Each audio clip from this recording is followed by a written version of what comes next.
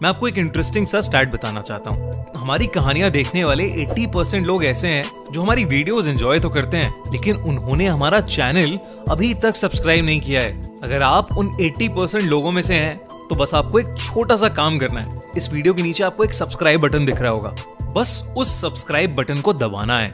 बस इतना सा काम करना है आपको, और लगे हाथों बेल आइकन भी प्रेस कर देना ताकि हमारी लेटेस्ट वीडियो आते ही आपको सबसे पहले पता चले। Mahakumbh horror story. आज की ये कहानी थोड़ी अलग है क्योंकि इंडिया के सबसे बड़े मेले महाकुंभ के बारे में है।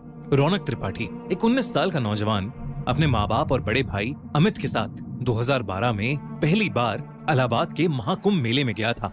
महाकुंभ का मेला बहुत पवित्र माना जाता है और इसका अनुभव अस्तित्व को बदलने वाला माना जाता है, पर रौनक के लिए ये एक रिलीजियस ट्रिप से ज्यादा एक एडवेंचर था। उसने अपनी दादी से कई बार सुना था कि यहाँ देव और असुर दोनों के किस्से छुपे हुए हैं और महाकुंभ के समय संगम का पानी अपने अंदर एक अलग सी शक्ति समेट लेता है।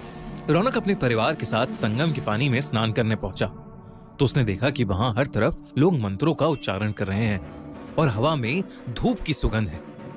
स्नान करते वक्त रौनक ने एक अजीब सी गर्मी महसूस की, जैसे उसके आसपास का पानी उबल रहा हो। उसने ये बात अपने भाई अमित को बताई, लेकिन अमित ने हंस के बोला, ये तेरी इमेजिनेशन है रौनक, संगम का पानी पवित्र होता है। लेकिन रौनक का मन बेचैन होने लगा था। शाम के वक्त पूरे परिवार ने मेले में घूमने का प्लान बनाया। हर तरफ साधु और संतों की भीड़ थी। महाकुंभ के पूरे मेले में बड़े बड़े स्टॉल्स लगे हुए थे। तभी रौनक की नजर एक अलग से दिखने वाले साधु पर पड़ी जो एक कोने में बैठा था। उसका चेहरा आसमान की तरफ था, आंखें सफेद जैसे दूध की हों और उसके होठ कुछ अनजान शब्दों का जाप कर रहे थे। रौनक एकदम से उसकी तरफ खिंचा चला गया।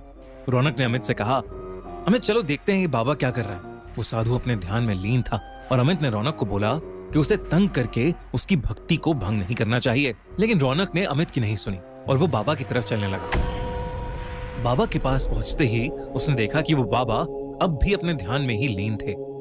उसने उन्हें 2-3 बार आवाज लगाई पर उन्होंने कोई भी जवाब नहीं दिया। फिर मजाक के तौर पर रौनक ने पास से एक लकड़ी उठाई और बाबा को उस डंडी के तीखे कोने से छुआ। बाबा की आंखें एकदम से खुली और रौनक की ओर गईं। रौनक को लगा कि बाबा शायद उससे गुस्सा हो गए हैं, पर उन्होंने मुस्कुराते हुए रौनक को देखा और कहा, आ गया तू, तेरा ही इंतजार था। रौनक एकदम से थोड़ा घबरा गया। आप मुझे जानते हो बाबा?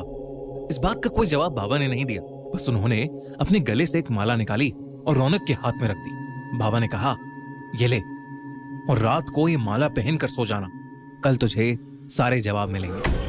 रौनक ने बिना कुछ सोचे उस बाबा से वो माला ले ली और वापस अपने परिवार के पास आ गया। उस रात रौनक ने माला पहनकर सोना शुरू किया। जैसे ही उसने अपनी आंखें बंद की, उसके सपने एकदम अजीब और खौफनाक हो गए। उसने देखा कि वो एक अंधेरे जंगल में खड़ा है।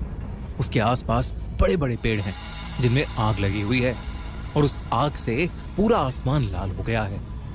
तभी उस जंगल में एक गहरी आवाज गूंजने लगी, जैसे कोई उसका नाम पुकार रहा हो।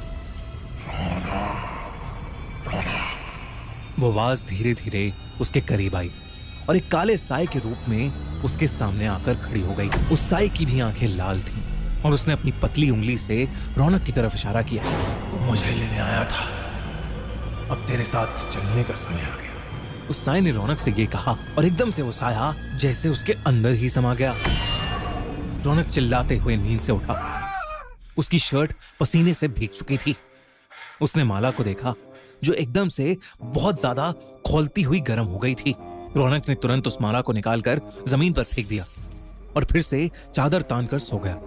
अगले कुछ दिनों में त्रिपाठी परिवार के साथ अजीब अजीब घटनाएं होने लगी, जिससे रौनक के पापा की कपड़ों की दुकान में शॉर्ट सर्किट होने की वजह से आग लग गई। उसके भाई अमित को जॉब से निकाल दिया गया और उसकी मां की तबीयत अचानक ही बेहद खराब रहने लगी। इसी बीच रौनक एक दिन अपनी अलमारी साफ कर रहा था और सफाई करते वक्त उसके होश ही उड़ गए। अलमारी के अंदर से उसे वही माला मिली जो रौनक ने कुछ दिन पहले ही फेंकी थी। उसने अपनी मम्मी से बात की तो उन्होंने बताया कि वो माला उन्होंने ही संभाल कर अलमारी में रख दी थी। अब रौनक को यकीन हो गया था कि जो कुछ भी हो रहा है वो शायद उस माला की वजह से ही हो रहा है। उसने इस बार उस माला को जाकर कचरे के डब्बे में फेंक दिया। अगले दिन रौनक अपने रूम में लैपटॉप पर कोई टीवी शो देख रहा था। तभी उसे ऐसा महसूस हुआ जैसे उसके ठीक पीछे कोई खड़ा है। रौनक ने पीछे मुड़कर देखा पर वहां कोई नहीं था। लेकिन जैसे ही रौनक ने वापस मुड़कर देखा, उसके कमरे के एक कोने में वही लाल आंखों वाला काला साया खड़ा था जो रौनक के सपने में आया था। उसे देखकर रौनक इतना डर गया था कि उसकी आवाज ही नहीं निकल रही थी।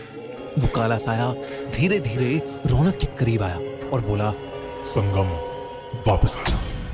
रौनक चिल्लाते हुए अपने भाई के रूम में भागा और घबराते हुए अमित से बोला, अमित, वो साया वापस आ गया है और वो मुझे संगम बुला रहा है। अमित को रौनक की बात समझ नहीं आई। उसने उसे समझाया कि ये सब रौनक का वहम है और वो उसे कल सुबह मंदिर ले जाएगा, जिससे शायद उसका डर दूर हो जाएगा। पर रौनक उस रात सहम गया था। अगले दिन सुबह वो बिना किसी को बताए बस में बैठकर इलाहाबाद के लिए निकल गया। बस रात को चाय पीने के लिए रुकी। चाय पीकर जैसे ही रौनक ने वॉलेट निकालने के लिए अपना बैग खोला, उसकी रूह कांप गई। रौनक के बैग में वही माला पड़ी हुई थी। रौनक ने एक लंबी सांस ली और खुद को समझाया कि वो महाकुंभ जाकर उसी बाबा से मिलेगा और सब कुछ ठीक कर लेगा। और वो पैसे देकर बस में जाकर बैठ गया।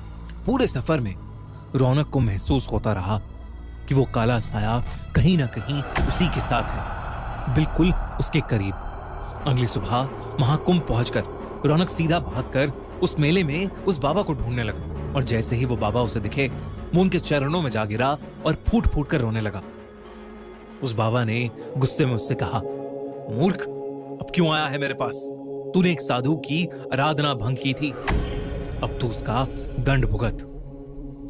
रौनक के आंसू रुक ही नहीं रहे थे और वो अपनी गलती समझ गया था। उसने उस साधु से रो रो कर माफी मांगी। कुछ समय बाद उस साधु को रौनक पर दया आ गई और उसने रौनक से माला वापस लेकर अपने गले में डाल ली। अचानक ही रौनक को माला के जाने के बाद बहुत हल्का सा महसूस होने लगा। रौनक ने देखा कि वो काला साया बाबा के सर के ऊपर खड़ा है और कुछ ही देर में वो बाबा के अंदर ही समा गया। उस दिन रौनक ने एक बार फिर महाकुंभ में स्नान लिया और वो समझ गया कि कभी किसी भक्ति में लीन साधु को डिस्टर्ब नहीं करना चाहिए। घर आकर उसने सब कुछ अपने परिवार को बताया। धीरे धीरे उसके परिवार पर आई प्रॉब्लम्स भी दूर होती चली गईं। रौनक और उसकी फैमिली इस साल प्रयागराज में हो रहे महाकुंभ में फिर से जा रही है। आप में से कितने लोग महाकुंभ के बारे में जानते हैं? और अगर हाँ, तो कितने लोग महाकुंभ में जाने का प्लान कर रहे हैं? हमें कमेंट सेक्शन में जरूर बताइए।